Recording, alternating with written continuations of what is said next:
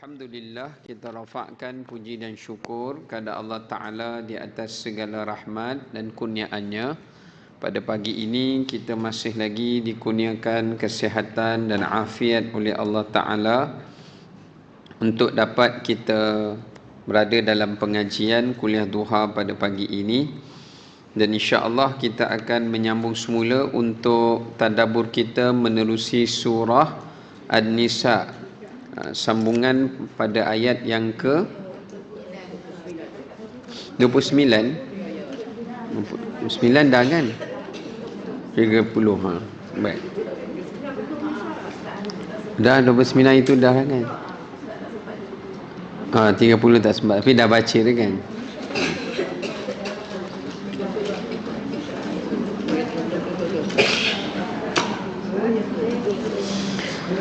Baik, pada firman Allah Ta'ala ayat yang ke-30, Allah Subhanahu wa Ta'ala menyatakan, mafhumnya, dan barang siapa berbuat demikian dengan cara melanggar hukum dan zalim, akan kami masukkan dia ke dalam neraka Allah, yang demikian itu adalah mudah bagi Allah Subhanahu wa Ta'ala. Baik, pada ayat 30, setelah mana Allah Subhanahu wa Ta'ala menyatakan beberapa bentuk larangan. Ada dua larangan pada ayat yang ke-29. Satu adalah larangan berkenaan dengan memakan harta orang lain dengan secara batil. Yang keduanya adalah larangan untuk membunuh diri. Ada dua bentuk dosa besar yang telah kita bincangkan pada ayat 29 yang lalulah. Jadi Allah Ta'ala sebut, selain daripada sesiapa yang melakukan dua perbuatan dosa itu, dan dua perbuatan dosa tadi dia termasuk dalam dua perkara yang agama larang. Pertama, udwan. Udwan ni maknanya melampau batas atau melanggar hak. Itu udwan nama dia. Yang kedua, zulma. Zulma itu maksudnya adalah kezaliman, ya, adalah kezaliman. Maknanya perbuatan membunuh diri dan perbuatan memakan harta dengan secara batil, ia termasuk daripada perbuatan zalim dan perbuatan melampau batas. Okey, kalau kita lihat ayat ini, Allah melarang untuk melakukan kezaliman dan kemelampauan batasan. Sesiapa saja yang berbuat zalim atau melampaui batas, Allah akan masukkan mereka ke dalam api neraka Jahannam. Okay, kita tengok dalam Islam, selain daripada mengharamkan zalim dan melampau batas, kita nak kena tahu apa maksud zalim itu menurut pandangan Islam. Zalim menurut pandangan Islam adalah meletakkan sesuatu bukan pada tempatnya, ataupun meletakkan sesuatu hak bukan kepada orang yang berhak. Itu dipanggil sebagai zalim. Yang kedua Islam larang adalah melampau batas. Yang ini dipanggil udwan. Melampau batas adalah melepasi batasan daripada fitrah dan juga ketetapan Tuhan. Bila kita sebut tentang melampau batas, dia melanggar dua perkara. Pertama, menjangkaui fitrah atau melanggari fitrah. Dan yang kedua adalah melanggari ketetapan batasan agama ataupun syarak, ya, ataupun hukum. Jadi itu ada dua perkara yang ditegah oleh ajaran Islam, ya. Zalim dan melampau batas. Okey, kita lihat. Zalim di dalam Islam ini, kalau ikut berpandukan pada Al-Quran, Al-Quran telah membahagikan perbuatan kezaliman kepada 4 pembahagian. Ya, kepada 4 pembahagian. Yang pertama dipanggil sebagai zulmun azim, kezaliman yang teragung ataupun kezaliman yang tertinggi. Apa maksud kezaliman ni? Iaitu perbuatan zalim mensyirikkan Allah Subhanahu wa taala atau mengkufuri Allah Subhanahu wa taala atau tidak beriman pada Allah taala dan agamanya. Itu dipanggil zulmun azim. Kezaliman yang paling agung sekali. Sebab tu kalau kita baca dalam Quran, Allah Ta'ala sebut dalam surah Luqman, inna syirka la zulmun azim. Sesungguhnya syirik itu merupakan satu kezaliman yang paling besar. Jadi apa-apa perbuatan kufur, syirik, menafikan agama, tidak beriman kepada perkara ghaib, ini semua dipanggil syirkun azim ataupun zulmun azim, kezaliman yang paling besar. Yang kedua disebut sebagai zulmul ghair, kezaliman ke atas orang lain. Kezaliman ke atas orang lain atau hak orang lain. Ini kita semua maklumlah dalam Islam. Pada ayat 29 tu Allah dah sebut dah antara bentuk kezaliman pada hak orang lain, dia terbahagi kepada pertama nyawa. Nyawa manusia. Apa saja perbuatan membunuh manusia, maka itu dipanggil kezaliman ke atas hak orang lain. Yang kedua, termasuk perbuatan kezaliman kepada orang lain adalah menyakitinya atau menyeksanya walaupun tidak membunuh. Yang itu pun termasuk kezaliman atas orang lain.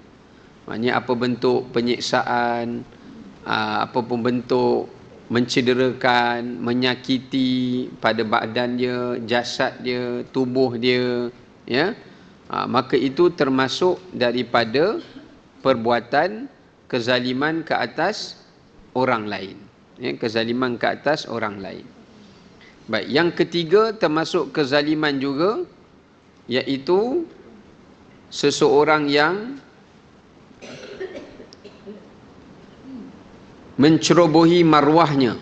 Yang ketiga adalah mencerobohi maruahnya. Maruah seseorang lah, sama ada dia memburukkan maruah seseorang itu dengan fitnah ataupun dengan tuduhan dan sebagainya.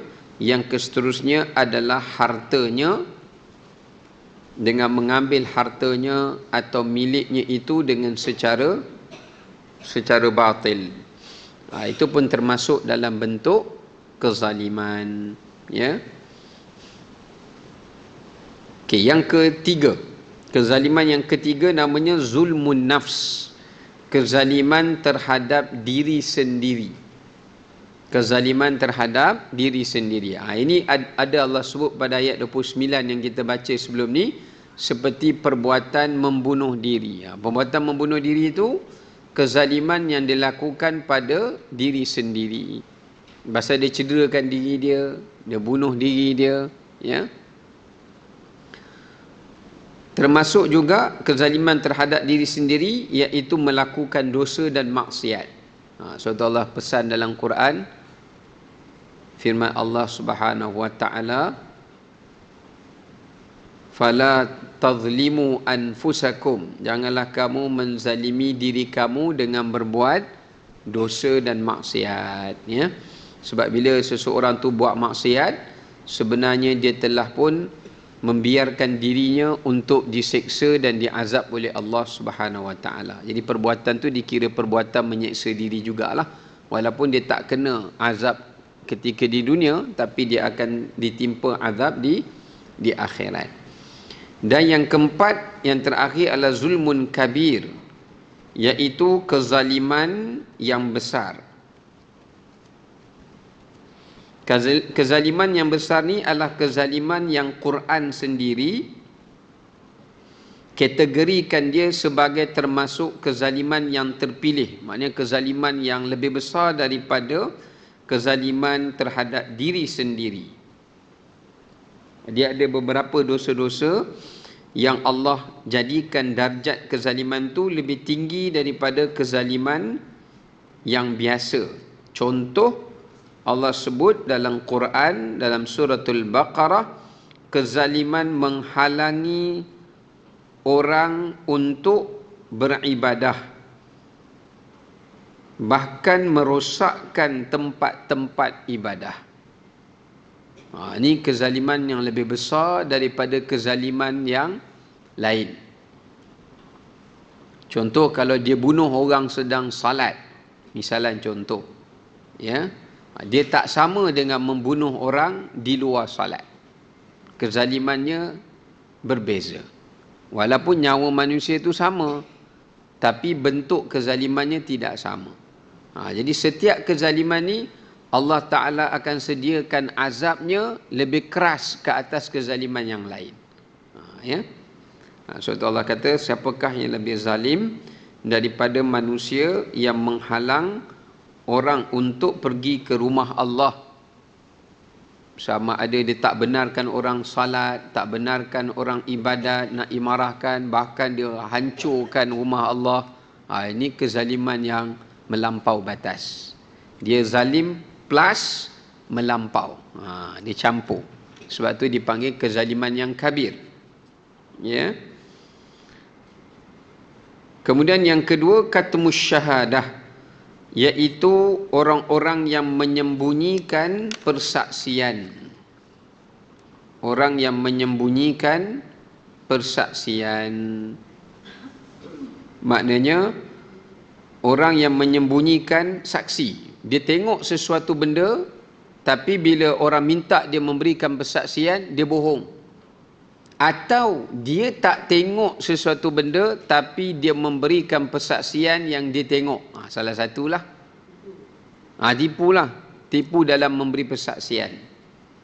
Kan? Misalan contoh, termasuk jugalah saksi ni bukan dalam saksi dalam mahkamah saja, tapi saksi dalam apa-apa yang berlaku dalam kehidupan seharian. Macam baru ni diorang claim kata tentera Hamas sembelih 40 bayi. Tapi bila orang tanya, siapa saksi yang tengok? Mana gambar? Tak ada. Tapi kata ada, cuma tak tahu, tak boleh confirm. Jadi itu memberikan satu contoh persaksian yang bohong. Sebab saksi ni dia mesti tengok dengan mata kepala dia. Dia tak boleh, kalau dia sekali pandang pun itu tak dipanggil sebagai saksi. Dia tengok dia terus pejam mata, tak boleh. Dia mesti orang yang tengok dan dia berada di tempat itu dan tidak ada orang memaksa dia untuk dia menyaksikan benda itu. Dia mesti syarat dia macam itulah, ya, syarat dia mesti demikian, ya. Maka itu dipanggil sebagai katmus syahadah, ya. Termasuk jugalah orang-orang yang menyembunyikan ilmu atau menyembunyikan kebenaran. Dia tahu kebenaran sesuatu daripada agama, daripada kitab, daripada Rasul, lalu dia sembunyikan, dia tak bagi tahu. Kalau orang tanya, saya tak tahu, tak ada dalam kitab, Rasul tak ada cakap macam ni. Sedangkan dia berbohong, dia berdusta, dia menyembunyikannya. Ini pun termasuk kezaliman yang besar. Kezaliman yang besar, ya. Seperti dakwaan mengatakan bahawasanya ada disebut dalam Injil atau ada disebut dalam Taurah yang Palestin ni bumi Israel. Tapi sebenarnya tidak ada. Ya, kalau rujuk pada Taurat, rujuk pada Injil, Nabi Isa sendiri menyatakan bahawasanya bumi itu tidak ada tanah bagi Israel. Tidak ada. Dalam Taurat pun cakap macam tu, dalam Injil pun cakap macam tu. Sebab apa? Sebab Allah telah menghukum mereka disebabkan kerana mereka telah pun mengingkari perintah Nabi Musa AS ketika diajak masuk berperang untuk mendapatkan bumi Palestin masa itu. Tapi mereka tak nak. Ya, so Allah hukum mereka sesat 40 tahun. Kemudian bila Allah bagi kemenangan mereka dapat masuk, mereka buat kemungkaran. So Allah haramkan ke atas mereka daripada duduk di bumi itu. Duduk di bumi itu. Sebab tu kalau kita tengok dalam sejarah, bila mereka tak dapat bumi Palestin, mereka pergi ke bumi Madinah. Mereka pergi ke bumi Madinah.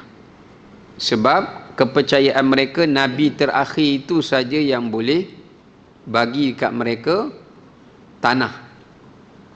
Tapi bila keluar Nabi yang terakhir itu daripada kalangan Arab, mereka menyangkakan keluar daripada bangsa mereka. Jadi mereka menentang Nabi itu, lawan Nabi Muhammad SAW. Sebab tu kita tengok dalam hayat Nabi SAW 4 kali Nabi perang dengan orang Yahudi. Yahudi Qainuqa, Nadir, Quraizah dan Khaybar. Dan semua 4 perang tu Nabi halau mereka keluar pada Madinah. Nabi halau keluar daripada Madinah. Walhal kalau Nabi perang, kemudian mereka mengalah, jadi tawanan, jadi hamba, boleh je stay dalam Madinah tu. Tapi Nabi tak nak, Nabi halau mereka keluar. Sebab di situ lagi Nabi nak bagi syarat bahawasanya Yahudi ni kat mana tempat dia duduk, dia akan timbulkan masalah. Kalau Nabi biarkan mereka duduk, walaupun sebagai hamba pada ketika itu, nanti mereka akan menimbulkan masalah di masa akan datang. Maka sebab itulah Nabi halau mereka keluar daripada bumi Hijaz, daripada bumi Madinah itu sejak daripada awal. Sejak daripada awal lagi. Maka sebab itu kita lihat bagaimana permusuhan mereka itu kepada orang Arab tu lebih daripada permusuhan mereka terhadap bangsa-bangsa yang lain lah. Okey, kemudiannya antara lain orang-orang yang menukar agama Allah Subhanahu wa taala dan mengubah ayat-ayatnya, menguranginya atau menambahinya. Ini pun Allah sebut dalam Quran. Orang yang paling zalim adalah orang yang merosakkan agama. Merosakkan agama tu lebih bahaya daripada merosakkan benda lain. Sebab agama ni kepercayaan, keyakinan, dan dia membentuk kepada perbuatan. Sebab tu kalau kita tengok Yahudi Zionis ni, diorang memang ada kitab diorang sendiri. Diorang tak rujuk kepada kitab Nabi Daud ataupun kitab Taurat yang sebenar. Sebab tu kita tengok ada Yahudi daripada rabai-rabai dia tu yang juga menentang mereka sebab kata benda ni bercanggah dengan Taurat, bercanggah dengan apa yang disebut oleh kitab Zabur. Tapi sebab version yang mereka pakai tu versi mereka sendiri, kitab tu adalah versi mereka sendiri. Maka itu yang menyebabkan ini yang kelompok yang Nabi kata Yahudi berpecah kepada 71 golongan. Kristian 72, umatku 73. Jadi daripada 71 ni, orang Yahudi tu salah satu yang termasuk di kalangan yang sesat tu yang ada sekarang ni lah, iaitu gerakan Zionis.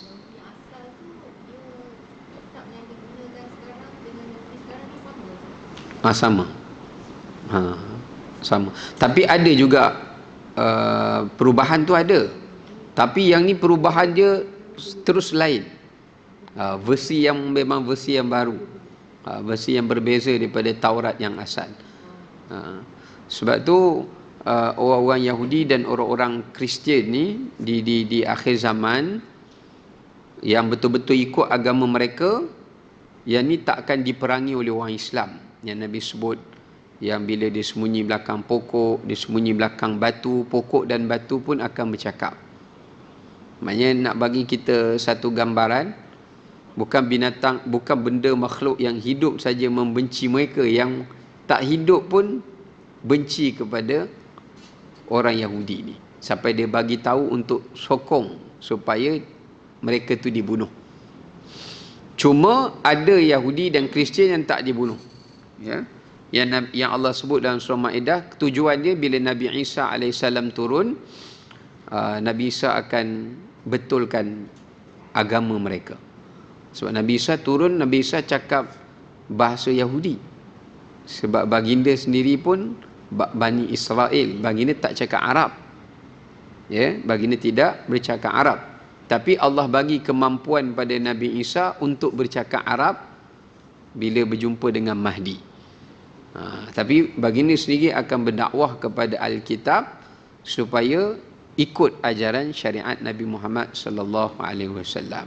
Sebab tu sebelum Nabi Isa wafat dalam 7 tahun baginda turun tu, semua orang Kristian, orang Yahudi yang betul-betul pegang pada kitabnya, diorang semua akan masuk Islam. Itu akhir zaman lah. Ada? Yahudi yang seperti ini, diorang tak makan benda haram, diorang tak membunuh orang, dan diorang pun berpendapat bahawasanya diorang tak mempunyai negara. Diorang hanya menumpang di bumi Palestin tu. Diorang menumpang. Cuma bezanya golongan ni minoriti lah.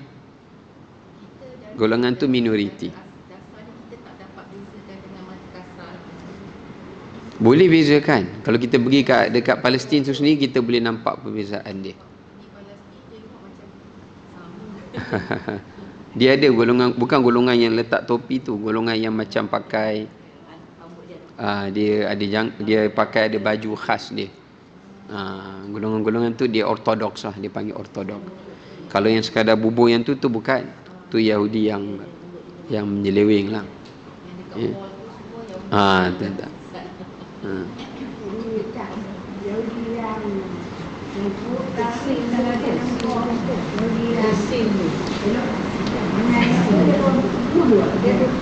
Dia tak bunuh. Dia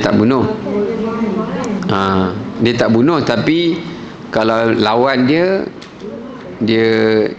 apa ni, pukul je lah. Dia tak adalah sampai bunuh. Dia penjarakan ke, dia pukul ke. Tapi dia tak bunuh lah. Dia bunuh orang Islam je. Okey, kita sambung balik.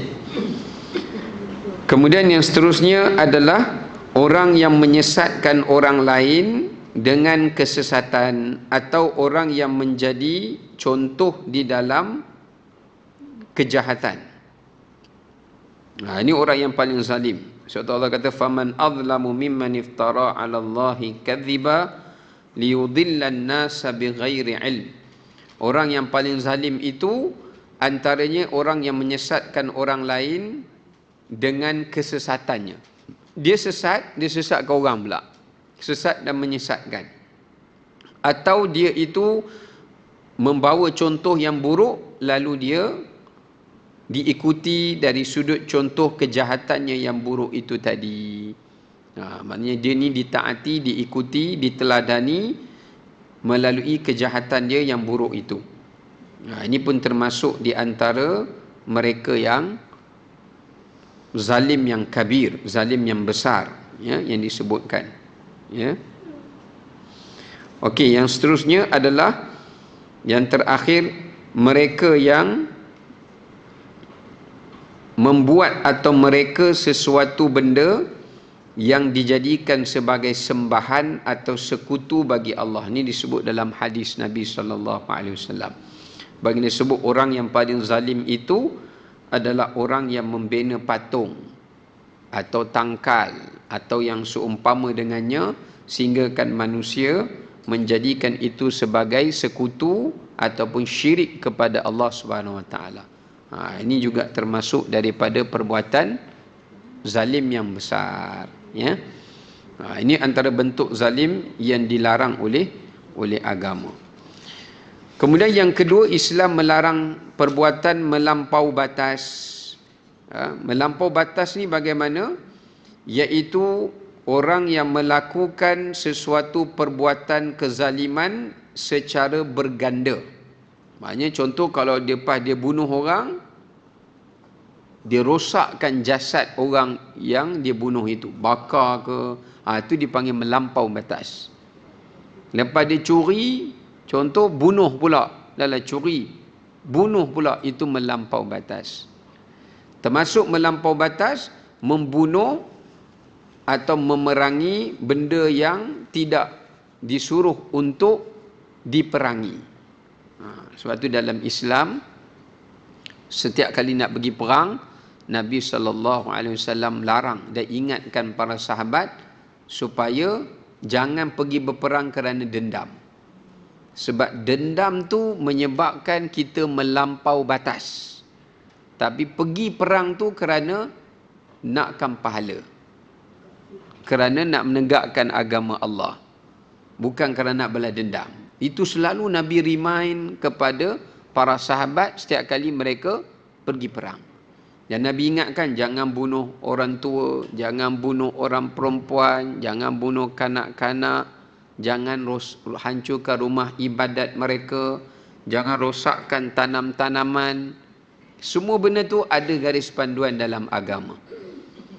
Sebab tu ada perang yang Nabi nampak perempuan kena bunuh. Lepas habis perang, Nabi akan buat postmortem. Nabi akan panggil siapa yang bunuh perempuan ni. Nabi marahlah. Nabi nak bagi hukuman dekat dia. Ya.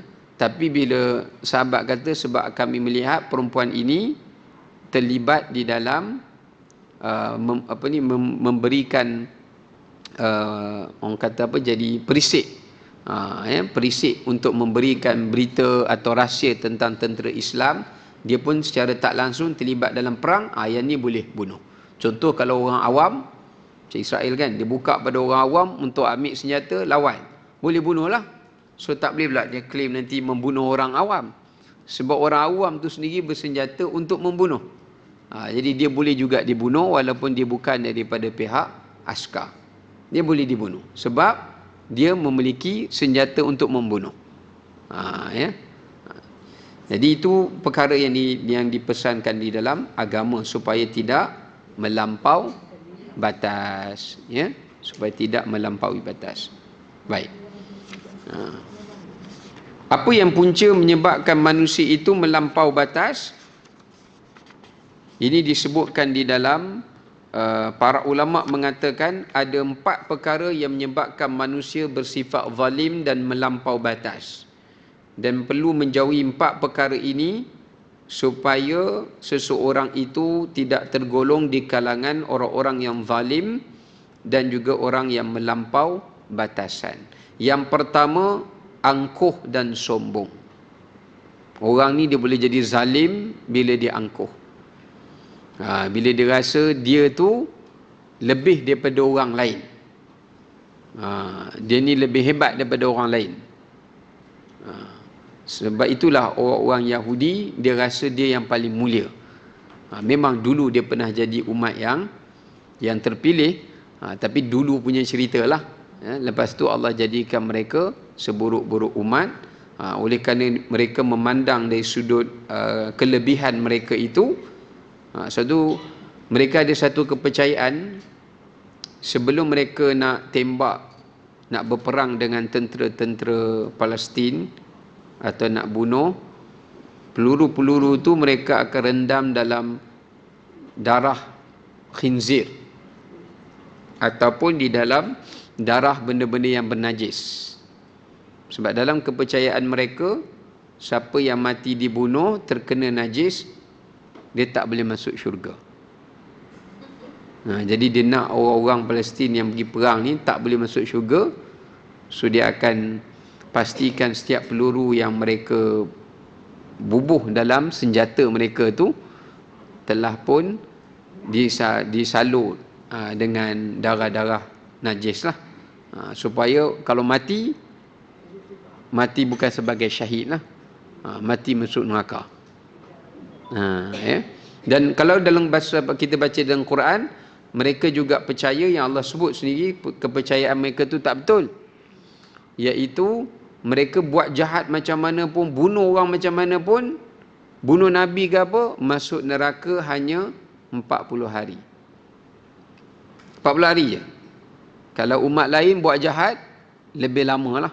Maksudnya Allah kata, وَقَالُوا لَنْ تَمَسَّنَا النَّارِ إِلَّا أَيَّامًا مَعْدُودَةً. Mereka kata kami takkan dibakar dalam neraka, buat jahat macam mana pun, syirik pada Allah pun, kecuali ayyaman ma'dudah, hari-hari tertentu saja. Lebih kurang dalam mengikut kepercayaan mereka 40 hari. Lepas 40 hari tu terus masuk syurga. 40 hari itu bagi mereka kiraan hari dunia lah, bukan hari akhirat.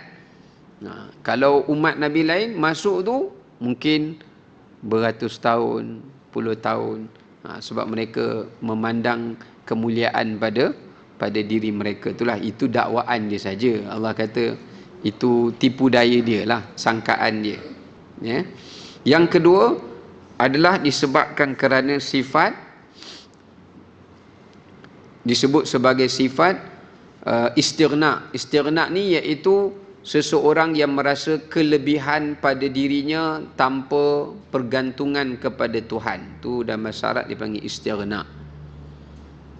Suatu Allah kata dalam Quran, kalla innal insana la yatgha ar-ra'a hustaghna. Kata Allah, sekali-kali tidak, sesungguhnya manusia ni akan melampau batas, kata Allah. Bila dia melampau batas? Bila ar-ra'ahu staghna, bila dia memiliki sifat istighna. Istighna tu maknanya dia rasa dia ni serba cukup, perfect, tak perlu bergantung pada siapa, tak perlu takut pada sesiapa. Sebab tu bila saya tengok apa yang Yahudi buat sekarang ni, seolah-olah dia rasa macam Tuhan tu tak wujud.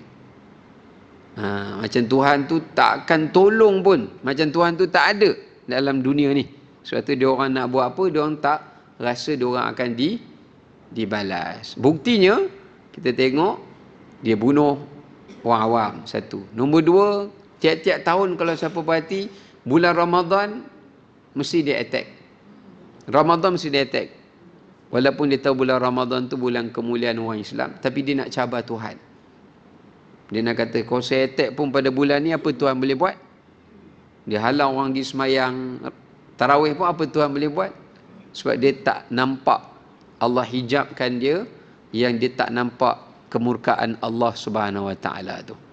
Maksudnya Allah tak campakkan dalam hati dia perasaan dia takut pada Allah tu, tak ada. Kosong. Sebab apa Allah buat macam tu? Sebab Allah nak bagi kezaliman dia tu bertambah, supaya siksaan dia dekat akhirat nanti lebih berat lagi, lebih keras lagi daripada manusia-manusia yang lain. Ya, lain. Kalau ujub, dia rasa diri dia lebih dari sudut kebaikan. Kalau istighna ni, dia lebih daripada semua. Maknanya kalau dia buat jahat pun, dia rasa dia bangga dengan jahat dia. Kalau dia buat baik pun, dia rasa dia yang paling bagus. Dia lebih luas istighna ni. Istighna. Ya. Okey, yang ketiga yang menyebabkan manusia bersifat zalim dan juga melampaui batasan ini adalah kerana sifat kedegilan. Kerana sifat degil. Disebut dalam Quran inad, sifat inad. Yani inad ni iaitu orang yang degil. Maksud degil ni adalah mereka yang tidak dapat untuk mengambil pengajaran dan peringatan, ingkar pada pengajaran dan peringatan. Sebab tu kita tengok daripada dulu lagi, orang Yahudi ni atau sesiapa saja di kalangan manusia, mereka tahu tentang peringatan, ancaman pun, tapi mereka bersikap degil. Maknanya menafikan benda itu, seolah-olah ancaman tu hanyalah satu, orang kata apa, satu macam permainan saja, acah-acah saja, bukan satu benda yang pastilah. Dan yang terakhir, yang keempat, iaitu disebabkan oleh kerana sifat seseorang itu yang telah pun berapa dah tadi saya sebut? Baza, mulamas. Pertama, sifat sombong angkuh. Dua, istighna. Yang ketiga, sifat degil. Yang keempat, sifat al-i'rad, iaitu sifat berpaling. Al-i'rad, maknanya sifat berpaling daripada akhirat. Berpaling daripada akhirat dan juga mencintai dunia. Ya, mencintai dunia. Itu ada 4 sifat itulah. Ya. Okey, sekarang kita masuk ayat 31. Kita baca ayat 31 sampai ayat 32. A'udzu billahi minasy syaithanir rajim. Bismillahirrahmanirrahim. In tajtanibu kabaira ma tunhauna anhu nukaffir ankum sayyi'atikum wa nudkhilkum mudkhalan karima ولا تتمنوا ما فضل الله به بعضكم على بعض للرجال نصيب مما اكتسبوا وللنساء نصيب مما اكتسبن واسألوا الله من فضله Innallaha kana bikulli syai'in alima. Sadaqallahul azim. Mafhumnya, jika kamu menjauhi dosa-dosa besar di antara dosa-dosa yang dilarang mengerjakannya, nescaya kami akan menghapuskan dosa-dosa kamu dan kami akan masukkan kamu ke tempat yang mulia, yakni di dalam syurga Allah Subhanahu wa taala. Dan janganlah kamu iri hati terhadap kurniaan yang telah dilebihkan Allah kepada sebahagian kamu atas sebahagian yang lain. Kerana bagi laki-laki ada bahagian dari apa yang mereka usahakan, dan bagi perempuan ada bahagian dari apa yang mereka usahakan. Mohonlah kepada Allah sebahagian daripada kurnianya. Sesungguhnya Allah Maha mengetahui atas setiap sesuatu. Ya. Baik, jadi daripada ayat 31 hingga ayat 32 ni ada 2 perkara yang Allah Ta'ala sampaikan dalam ayat ini. Ayat yang ke-31, Allah Ta'ala menerangkan tentang pahala bagi mereka yang menjauhi dosa-dosa besar serta keampunan Allah. Maksudnya orang yang menjauhkan diri daripada mengerjakan dosa-dosa besar, Allah beri kepadanya 2 benda. Yang pertama, keampunan Allah, dan yang kedua adalah pahala yang berganda. Ini satu kelebihan lah Allah beri kepada hamba-hambanya yang berjaya menjauhkan diri daripada mengerjakan dosa-dosa yang besar. Ayat 32 pula, Allah menceritakan pada kita larangan bersikap dengki. Ya, larangan bersikap dengki di atas kelebihan nikmat yang Allah berikan kepada manusia yang lain. Dan yang ketiga adalah sentiasa memohon kurniaan daripada Allah Subhanahu wa taala sebagai gantian atas nikmat yang tidak diperolehi. Allah ajar kita jangan dengki. Tapi apa yang kita tak ada, orang lain ada, Allah ajar supaya kita minta kurniaan, gantian yang lebih baik di sisi Allah. Sama ada Allah berikannya di dunia ataupun di akhirat. Okey. Kita kembali pada ayat 31, ya. Kita tengok beberapa perkara pada ayat yang ke-31. Baik, yang pertama, ayat ni menunjukkan pada kita tentang rahmat Allah Subhanahu wa taala kepada hamba-hambanya.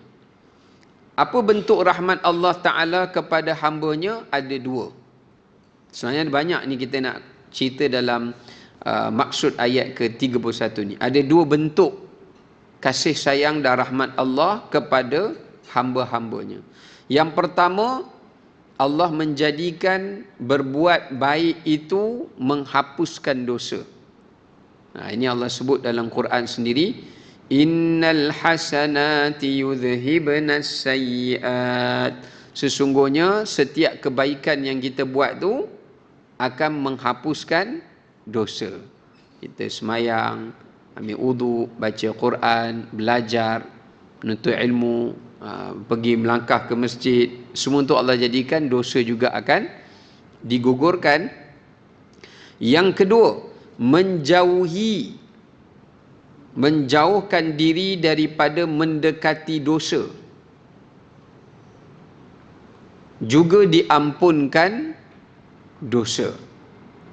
Tadi buat baik, diampunkan dosa. Jauhkan diri daripada berbuat dosa, juga diampunkan dosa. Yang ketiga, meninggalkan perbuatan dosa, juga diampunkan dosa. Di sini menunjukkan sifat rahmat Allah Ta'ala. Nak bagi hamba-hambanya masuk syurga, Allah sediakan 3 pakej ni. Pertama, kita buat baik, bukan pahala saja kita dapat, dosa kita pun gugur. 2, kita jauhkan diri daripada mendekati benda-benda yang Allah larang. Allah ampunkan juga dosa kita, pahala pun dapat juga, kerana pahala kita mujahadah jauhkan diri daripada dosa itu tadi. Nombor 3, kalau dah buat dosa, tinggalkan dosa tu dengan taubat, dosa pun diampun, pahala taubat itu pun dah dapat. Sebab itulah ayat ni menunjukkan tidak ada alasan lagi di hari akhirat yang manusia mampu berikan jika Allah menetapkan dia masuk neraka. Sebab tu kita tengok dalam surah Al-Mulk kan, Allah kata apa? Allah kata fa'tarafu bidzanbihim fasuhqan li ashabi as-sa'ir. Maksudnya Allah kata semua ahli neraka tu bila Allah dah hisab, Allah dah timbang, Allah kata kamu ni masuk neraka. Jadi tak ada siapa pun yang kata ya Allah kau zalim kami, tak ada. Bahkan Allah kata mereka mengaku mereka layak dihumbankan ke dalam neraka tadi. Sebab apa? Sebab Allah dah bagi banyak cara, kaedah untuk dosa mereka diampunkan, tapi tetap mereka balik dengan dosa itu, maka mereka sebenarnya telah menzalimi diri sendiri, bukan Allah Ta'ala yang menzalimi mereka. Itu satu perkara yang menunjukkan kasih sayang Allah yang berkehendak supaya hamba-hambanya masuk syurga, bukannya masuk dalam neraka. Kemudian ayat yang ke-31 ni juga Allah menerangkan pada kita bagaimana cara Allah mengampunkan dosa hamba-hambanya. Allah ampunkan dosa hambanya dengan 2 jalan utama atau 2 perkara utama. Yang pertama disebut dengan, yang pertama adalah dengan iktisabiyah, dengan usaha. Nak Allah ampun dosa, kena usaha. Kalau tak usaha, Allah tak ampun. Itu dipanggil jalan iktisabiyah. Yang kedua, Allah ampunkan dosa itu adalah dengan jalan pemberian. Dengan jalan pemberian. Iaitu disebut sebagai imtinan. Allah bagi. Cara yang pertama, kalau nak dapatkan keampunan Allah Ta'ala itu dengan usaha itu yang kita dah sebut tadilah. Dia taubat, istighfar, tinggalkan maksiat, buat baik, jauhi benda yang maksiat yang tadi kita dah sebutlah tadi. Ya. Adapun yang kedua ni, Allah juga mengampunkan dosa hambanya dengan secara tak langsung, dengan cara pemberian. Bila Allah bagi macam ni, bila Allah tengok hamba ni itu makin jauh pada Allah, buat dosa tak minta ampun, buat baik malas, tak nak jauhi dosa, ulang balik dosa. Jadi apa yang Allah Ta'ala buat? Allah Ta'ala berikan kepadanya musibah. Allah berikan padanya musibah. Sebab itulah dalam hadis Nabi menyebutkan tidak ada apa-apa yang menimpa seseorang Muslim daripada kesedihan, kegelisahan, dan apa lagi, penderitaan ataupun duri yang tertusuk pada badannya yang menyakitinya, melainkan Allah akan mengampunkan baginya dosa itu. Sebab tu bila saya tengok keadaan orang Islam di Palestin kan, Allah, saya tengoklah, saya kadang masa tu saya kadang terfikir kenapa Allah ambil semua daripada mereka. So saya dapat dua tadabbur daripada ujian yang Allah bagi kat mereka lah. Bila saya tengok tu saya tadabbur lah, saya tafakur lah, ya. Satu, Allah Ta'ala bagi mereka tu semua benda musibah dia orang kena. Tengok musibah sedih ada, takut ada. Yelah, takut bila anytime nak kena tembak. Gelisah ada, pasal duk tengok anak ke mak ke boleh selamat ke, kejap lagi mati ke walaupun dalam dirawat, sebab elektrik tak ada kan.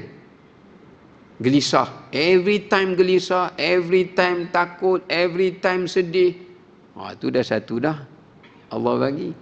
Dalam masa yang sama, setiap masa dia berharap pada Allah Ta'ala. Lepas tu Allah ambil, keluarga ambil, anak ambil, pasangan ambil, harta ambil, semua Tuhan ambil. Tuhan tak tinggal kat dia satu pun, Tuhan ambil semua. So saya dapat faham dua perkara. Pertama, mereka balik jumpa Allah, tak ada satu dosa pun diorang bawa. Tak ada satu pun. Mungkin diorang ada buat dosa, mustahil diorang tak buat dosa. Ada buat dosa, tapi tu cara Allah bersihkan mereka daripada dosa. Mana diorang balik jumpa Allah tu riang gembira, tak ada satu habuk dosa pun yang diorang bawa balik. Tak ada. Tu satu. Nombor dua, kenapa Allah ambil semua nikmat yang diorang milik? Sebab Allah nak mereka balik jumpa Allah, tak ada satu nikmat pun yang Allah akan soal mereka pada hari kiamat. Sebab apa yang Tuhan bagi, Tuhan ambil semua. Kita kalau mati dalam keadaan nikmat tu masih dalam pemilikan kita, semua tu Tuhan tanya. Mati rumah nama kita, walaupun kita dah hibah kat anak, tak kisahlah. Yang penting semasa kita mati dulu kita pemilik dia. Duit tu kita punya, kereta tu kita punya, semua tu Tuhan akan tanya. Even diorang badan mereka pun mati ditembak, maknanya badan mereka pun tak semuanya sempurna, ya. Jadi tak semuanya Tuhan akan hisap mereka tu dengan hisap yang panjang. Ya. Jadi maknanya kita pada pandangan kita benda tu satu kesedihan lah. Tapi hakikatnya bila mereka dah mati, itu adalah satu kenikmatan. Sebab Allah kata, fa'asa an takrahu syai'an wa huwa khairul lakum. Semoga ada benda yang kau tak suka tu, wahai manusia, tapi bila kau lihat di sebaliknya, benda itulah yang paling kau sukai. Ya. Patutnya diorang yang kena sedih kat kita ni, terutama orang Arab yang kaya-raya kan, duduk negara sebelah je, hidup senang lenang, kekayaan banyak. Patutnya orang Palestin kesian kat diorang tu. Sebab apa? Balik jumpa Allah bermasalah, confirm bermasalah kan. Nikmat banyak, lepas tu tak memberi pertolongan kan. Jadi dia punya cabaran itu lagi besar lah, ya, musibah itu lagi besar, ya. Doa yang bagus lah kita doakan untuk mereka ni kan, dalam keadaan sekarang ni. Doa yang bagaimana yang harus kita titipkan buat mereka, sebab mereka pernah kata jangan bersedih atas kesengsaraan yang mereka alami kan. Tapi sebaliknya minta doa. So doa yang macam mana kita di sini kena doakan? Satu, kita doa kehancuran musuh, ya. Nombor dua, kita doakan supaya Allah kuatkan mereka. Sebab ujian ni tak semua orang boleh hadapi. Ya, tak semua ujian. Ya, kita tahu ada sebahagian orang Palestin tu dia boleh hadapi ujian tu, tapi tak semua. Iman manusia ni berbeza-beza. So kita doa minta Allah tetapkan kesabaran mereka, ketabahan mereka, keyakinan mereka pada Allah. Yang tu pun kita kena doa juga, supaya diorang yakin yang apa yang mereka timpa ni ada hadiah yang lebih besar Allah Ta'ala nak beri kepada mereka. Tapi bukan di sinilah tempatnya, tapi di akhirat. Macam kemarin saya tengok ada satu makcik perempuan lah, orang Palestin yang ditemu Ramah Al Jazeera. Tanya dia, kan disuruh pindah kan, makcik tak pindah, dia tengok jalan-jalan kan, nak bawa dia duduk je kat situ. Makcik jom ikut dia kata dia tak nak. Dia kata dia dah tengok suami dia dah tak ada, anak dia semua dah mati semua kan. Lepas tu dia kata simple dia jawab bila wartawan tanya, kenapa tak lari? Dia kata lari tak lari mati juga. Dia kata siapa pun akan mati. Dia kata awak lari pun awak tak mati ke? Dia kata awak akan mati, dia sampai masa awak mati. Kalau saya duduk sini pun, kalau Allah takdirkan bom tu tak kena kat dia, tak mati dia. Kalau kena mati, itu maknanya pilihan Tuhan untuk saya. Ya? Tak. Sebab apa tak? Disebabkan kerana dia nak mempertahankan milik dia.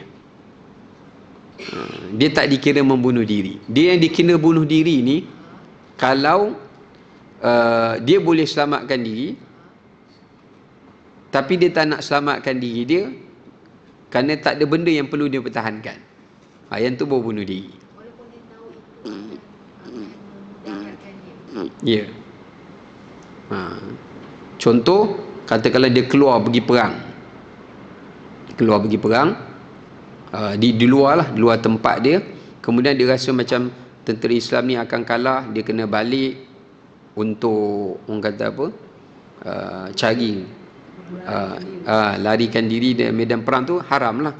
Itu tak boleh lah, kecuali kalau dia balik tu untuk dia dapat sokongan bantuan untuk lawan balik, yang tu tak apa. Tapi kalau dia tempat dia nak pertahankan bumi dia nak pertahankan rumah dia kan, daripada orang yang ni, itu tak dikira membunuh diri. Ya. Macam kita lah, orang masuk rumah ngompak kan, bawa senjata, kita boleh je okey awak tak payah cederakan saya lari. Itu boleh juga, itu pun tak salah. Itu pun tak salah. Tapi yang paling kuat iman dia lawan sampailah dia terbunuh dalam keadaan dia mempertahankan hak dia. Jadi Islam ada dua pilihan dia bagi. Kita nak serah pun boleh, kita nak pertahankan pun boleh. Cuma yang pertahankan tu lebih afdal lah. Lebih afdal. Okey. Ya? Dia pertahan diri dia, tak lawan, sebab dia tak mati lagi. Betul tak? Ya. Okey. Jadi yang kedua, cara Allah mengampunkan dosa tu adalah dengan Allah datangkan musibah ataupun Allah datangkan ujian. Inilah cara Allah Ta'ala dengan sifat rahmatnya memberikan keampunan dosa kepada manusia itu, dengan cara tu. Yang kedua, melalui pemberian ni macam mana? Iaitu Allah Ta'ala jadikan manusia mendoakan keampunan baginya. Manusia mendoakan keampunan untuknya. Ini pun anugerah Allah. Kita tak boleh paksa orang doa untuk kita. Tapi bila Allah Ta'ala nakkan hambanya itu diampunkan dosanya, Allah boleh campakkan perasaan bagi anak dia ke, kawan dia ke, jiran dia ke, kenalan dia ke, atau umat Islam yang lain, doakan untuk dia. Bila dapat berita je, doa. Dapat berita je, doa. Teringat je, doa. Itu anugerah Allah Ta'ala. Sebab kita nak doa ke orang yang dah mati ni, dia punya rasa nak doa tu kita kadang very selektif lah, kita pilih. Tapi ada setengah orang Allah, kita teringat kat dia je, kita nak doa kat dia. Kita teringat kat dia, kita nak doakan sebagai anugerah Allah Subhanahu Wa Ta'ala untuk dia. Ya, untuk dia. Itu pun satu pemberian Allah Ta'ala, satu kemuliaan yang Allah beri kepada hamba-hambanya juga. Ya. Okey, baik. Kemudian ayat yang ke-31 ini menunjukkan pada kita menjauhi dosa-dosa yang besar akan diampunkan dosa-dosa yang kecil, dan dosa yang besar tidak akan diampunkan dengan amal saleh kecuali dengan taubat. Ini kita kena faham. Ya, bahwasanya dosa besar ni kalau kita tinggalkannya atau jauhkan diri daripada melakukan dosa besar, Allah akan ampunkan dosa kecil kita. Sebagaimana kita buat amalan, dosa kecil pun Allah ampunkan. Tetapi amal-amal yang banyak tetap tidak akan dapat mengampunkan dosa yang besar, melainkan taubat. Ini banyak orang keliru. Sebab dia ingat bila dia rajin buat amal-amal sunat, dia banyak puasa, dia banyak sedekah, dosa dia bunuh orang tu Allah ampun. Tak. Dia kena taubat. Sebab dosa besar, ulama bersepakat dia tidak boleh diampunkan kecuali dengan taubat nasuha sahaja. Adapun yang dalam hadis sebut dosa-dosa diampunkan tu, itu semua dosa-dosa yang kecil, bukan dosa-dosa yang besar. Sebagaimanakah ada hadis Nabi kata, setiap solat daripada satu solat ke satu solat tu Allah ampunkan dosa. Tadi kita subuh sampai ke zuhur ni, kalau kita tak buat sebarang dosa besar, dosa kita daripada subuh sampai ke zuhur Allah ampunkan. Walaupun kita tak buat amal soleh, tapi dengan syarat daripada subuh ke zuhur jangan buat dosa besar. Zuhur ke asar pun begitu, asar ke maghrib pun begitu, maghrib ke isyak pun begitu, isyak ke subuh balik pun begitu. Maknanya setiap hari 5 kali Allah ampunkan dosa kita. Dosa kecil lah. Tapi once buat saja dosa besar, antara between untuk solat tu, semua dosa-dosa kecil yang tadi untuk hari ini tak diampunkan. Dia tak dapatlah package tu. Begitu juga Nabi sebut daripada satu Jumaat ke satu Jumaat. Ada package mingguan pula, penghapusan dosa. Kemudian ada package tahunan, Ramadan ke Ramadan. Yang ni lagi besar pengampunannya. Maknanya kalau siapa daripada Ramadan tahun lepas sampai Ramadan tahun ni, dia tak ada buat satu pun dosa besar.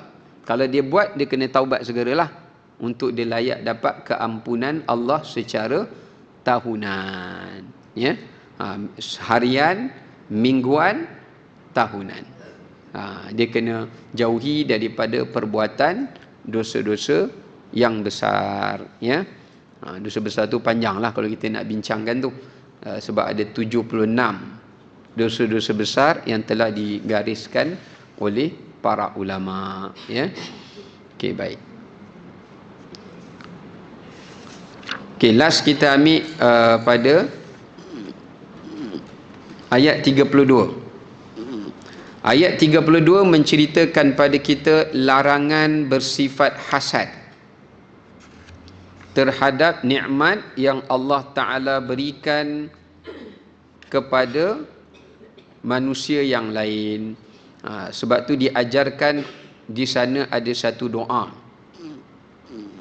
Ya, ada satu doa seingat saya, yang mana kalau Nabi sebut la yatamanna ahaduhum ma la akhi, jangan seseorang tu bila dia tengok dia kata aku pun teringin nak apa yang dia dapat tu, melainkan walakin yaqul, sebaliknya hendaklah dia bercakap Allahumma rzuqni, ya Allah berilah rezeki pada aku, Allahumma a'tini mithlahu, dan kau berilah kepada aku seperti mana kau beri padanya.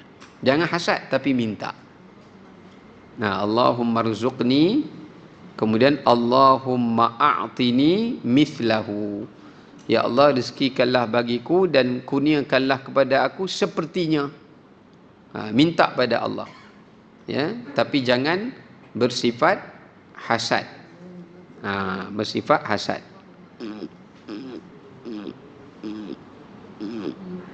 Sebab itu kata para ulama, termasuk dalam perkataan dengki juga bila seseorang tu berkata, ini kata Ibnu Abbas. Jadi kata macam ni pun jangan cakap, jangan ucap. Seperti dia kata, kalaulah aku dapat harta macam dia. Yang tu pun ada bibit permulaan hasad. Kecuali kau dia cakap tu dengan tujuan baik. Contoh, kalaulah aku ada harta sebanyaknya, aku pun akan bersedekah macam dia. Itu tak apa. Tapi kalau dia cakap, kalau aku ada harta macam dia, aku ingat aku nak buat rumah yang macam tu juga dia buat, mungkin lagi besar kot. Itu ada bibit permulaan dengki. Dia ucap je perkataan tu, syaitan akan kunci perkataan tu. Kunci perkataan tu untuk meniupkan tiupan hasad di dalam diri dia. Mula-mula dia cakap, lama-lama dia tak puas hati. Dia tak puas hati. Dan timbullah pada ketika itu perasaan hasad tersebut. Ya. Dia tengok apa-apa kenikmat orang tu, dia kata, ish, kalau aku dapat macam ni juga kan. Kadang kita cakap tu as a joke, mainan, tapi lama-lama benda tu boleh jadi suatu fitnah kepada apa yang kita ucapkan itu sendiri. Sebab tu Ibnu Abbas mengatakan larangan untuk kita bercakap begitu. Kalau kita teringin, kita kata macam tadilah doa tadi, ya Allah, rezekikanlah dan berikan aku sepertinya. Full stop. Tak payah untuk kita menginginkan nikmat seperti itu dan menjadi sepertinya. Kalaulah aku boleh dapat nikmat macam dia, macam tu pun benda yang ditegah oleh Allah Subhanahu Wa Taala. Baik. Dan di sini hasad ulama bahagikan kepada 3. Hasad ni sendiri yang dilarang oleh agama ni dipecahkan pada 3 bentuk. Yang pertama, hasad yang apa makna hasad? Dia berharap nikmat yang ada pada orang lain itu hilang daripadanya. Ini stage 1. Hasad tingkat yang pertama. Jadi orang tu dapat nikmat kan, ish, kan best kalau dia pun tak dapat, aku tak dapat, dia tak dapat, kan senang. Bila dia ada perasaan macam tu, makna katanya dia hasad kategori yang pertama. Ya, Nikmat yang ada pada orang ini hilang daripadanya. Maknanya orang tu dah tak dapat, dah kecapi nikmat tu, supaya samalah dengan dia, dia tak dapat, orang tu pun tak boleh dapat juga. Sebab tu orang yang stage yang pertama ni, bila dia dengar je orang tu hilang nikmat tu, dia gembira. Dia gembira. Ya, I dengar bisnes dia dah jatuh dah, tak boleh dah pakai cantik-cantik. Oh, lega I. Lega I. Dah sama standard kan. Lega, padan muka, lega I, dia kata. Lepas ni tak adalah dia nak pakai dahsyat-dahsyat dah. Sama lebih kurang I pakai je lah. Tu hasad stage yang pertama. Ya, sama ada dia berhasad tu pada perkara dunia lah. Ya.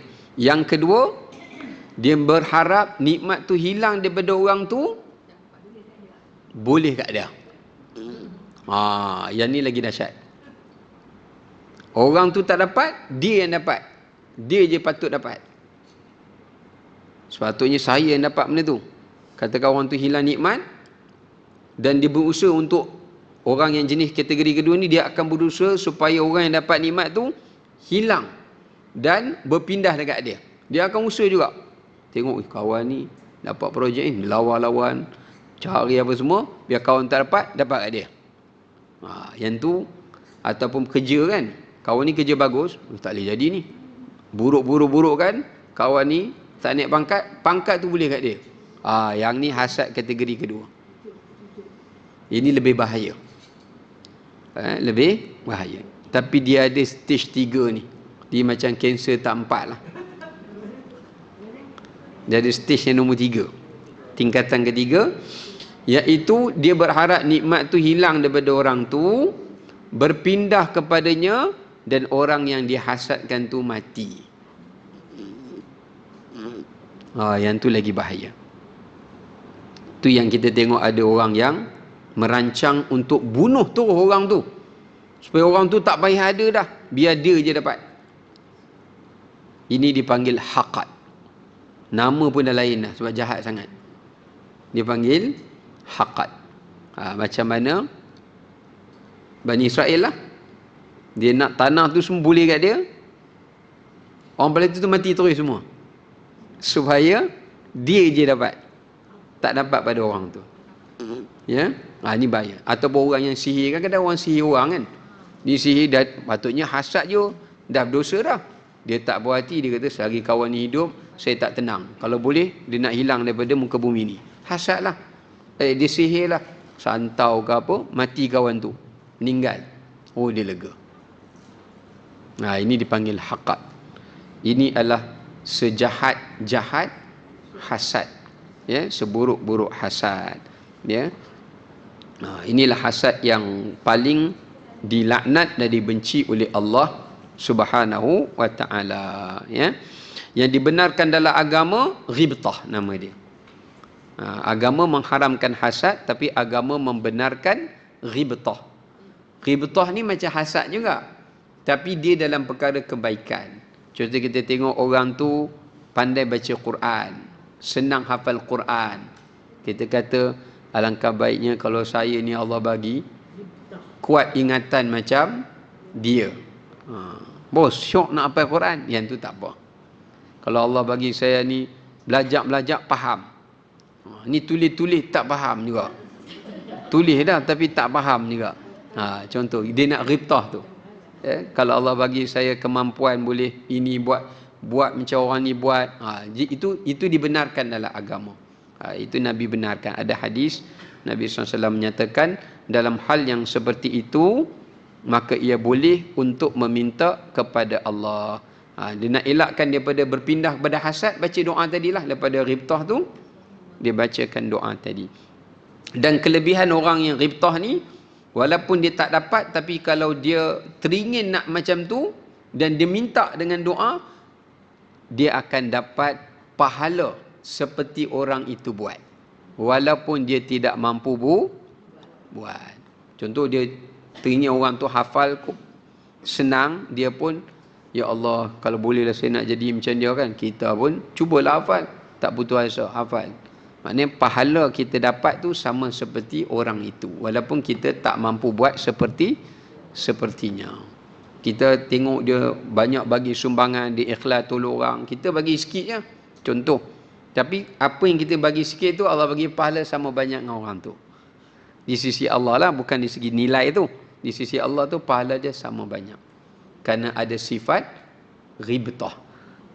Sebab tu kita ni kena ghibtah dalam perkara-perkara yang baik, supaya kita ada jadi partner sharing. Jadi orang kata apa, kongsi saham. Ya. Jadi apa dia? Maknanya kita dapat pahala percuma daripada Allah Subhanahu Wa Taala melalui sifat ghibtah itu tadi. Ya. Contoh kita tengok orang Islam Palestin mati syahid. Kita mungkin tak mampulah buat macam mana, kita pun tak berani. Tapi kita doa, ya Allah, jadikanlah aku pun mati syahid pada jalanmu, walaupun sekadar mati di tempat tidurku. Tak apa, dapatlah juga. Kerana sifat ghibtah itu tadi. Jangan tengok tu, tak maulah mati macam ni. Mana kita minta syahid dalam kemampuan kita je lah. Tidaklah sampai tahap macam tu kan. Ya. Maka itu pun Allah Ta'ala akan berikan pahalanya. Ya. Okay, baik. Wallahu alam. Kita berhenti sampai situ. Nanti kita akan sambung pada ayat seterusnya insya-Allah. Assalamualaikum warahmatullahi wabarakatuh.